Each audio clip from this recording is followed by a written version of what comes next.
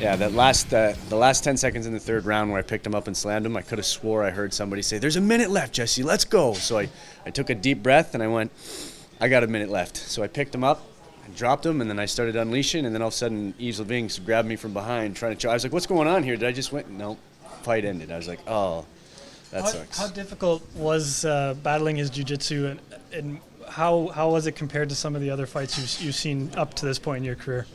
You know what? His jiu-jitsu was really good. He wasn't as tight as I thought he would be, but he was definitely really, really strong, which I already knew. Right? I've gone up against really good jiu-jitsu guys before that were tighter, and I felt more smothered, but he definitely uses his strength to his advantage, which kind of wore out his muscles later on in the fight, and it was easier for me to get out. How much more time did you need in the third at the very end do you think, to do some damage? If I would have had 15 seconds, probably would have been enough, but I had enough for a minute to just go 100% Hulk smash. Like, I felt good. I had a lot of energy.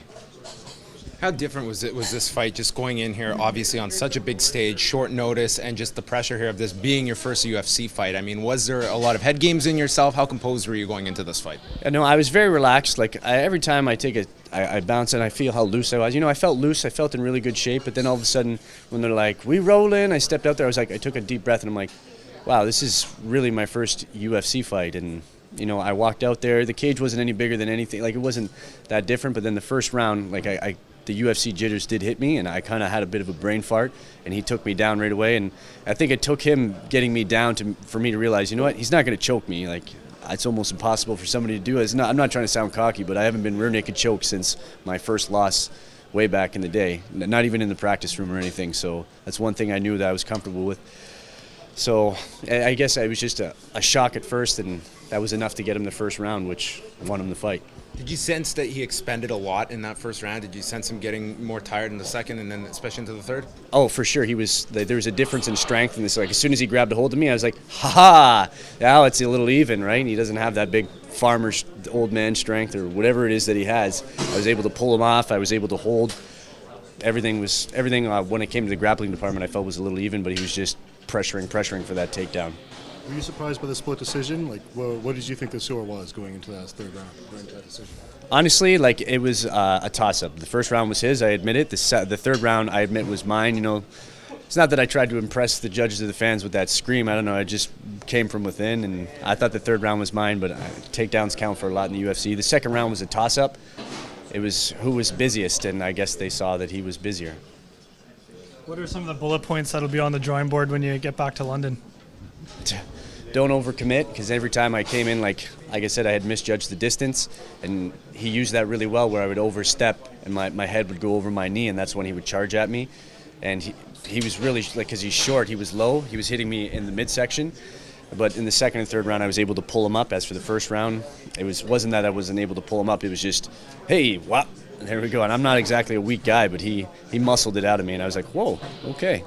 Now, because this was a short notice fight, did that really hurt the weight cut, or was that an issue in this fight? The short notice fight, I dropped 31 pounds in 32 days. If I would have had an extra 3-4 weeks, I would have been 4 or 5 pounds lighter. Would have made the cut a lot easier. My last fight, I was lighter. It was the easiest cut of my life. The doctors in the medical room were like, okay, we need you to do some I was doing clap push-ups. I felt amazing, and I felt like I had energy for years. But this fight, it was a little different. It was a little tougher cut, but, that's part of the game.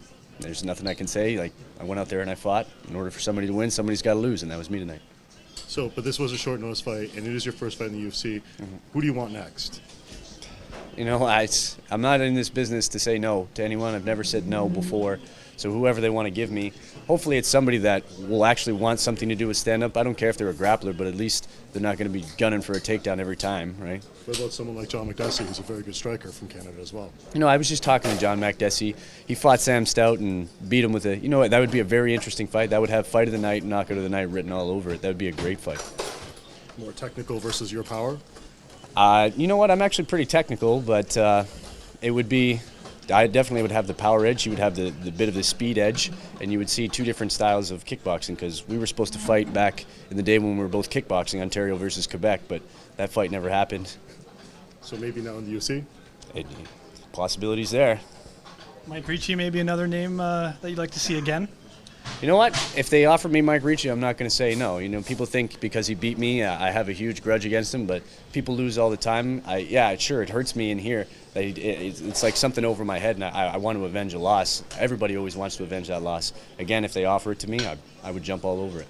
Is it good being on a card with all the guys that you know and here in Canada and from your hometown, or do you like to travel or go to other places and fight where there's less pressure and less I've got to win for my hometown? You know, I like being cheered for, and being in my hometown, you know, it gives people the sense of comfortability that if it does go to a split decision that you could win. But obviously, like, this is the UFC. It doesn't matter if you're in your hometown or not. The judge will call it as they see it. And I do like to travel. I do like to see the world, but being close to home, it makes everything a lot easier. Like, I can get food where I want. I know where to go. I would say it's a lot easier being closer to home. Is there anything that, that Mark or Sam maybe told you ahead of time of what to expect for that first time out that maybe you couldn't quite appreciate while they were telling it, but now that the fight's done, it kind of clicks for you of just things that you can't really expect having never fought in the octagon before? Mark, he said it's a whole different level. Like, you think you're on a different level now, wait till you get in there, it's a whole different level. And, I was like, yeah, I can imagine these are the best guys in the world, and I kind of felt that in the first round. Okay, wow, this is a whole different level, right? But he wasn't doing anything that I've never seen before, and I was like, you know what? I can beat this guy. There's no big deal. But, if I would have went in there with a different mental approach instead of the way I did and let him take me down and whatnot, but they've said some things that I've taken in and other things that I ignored, and maybe I shouldn't have.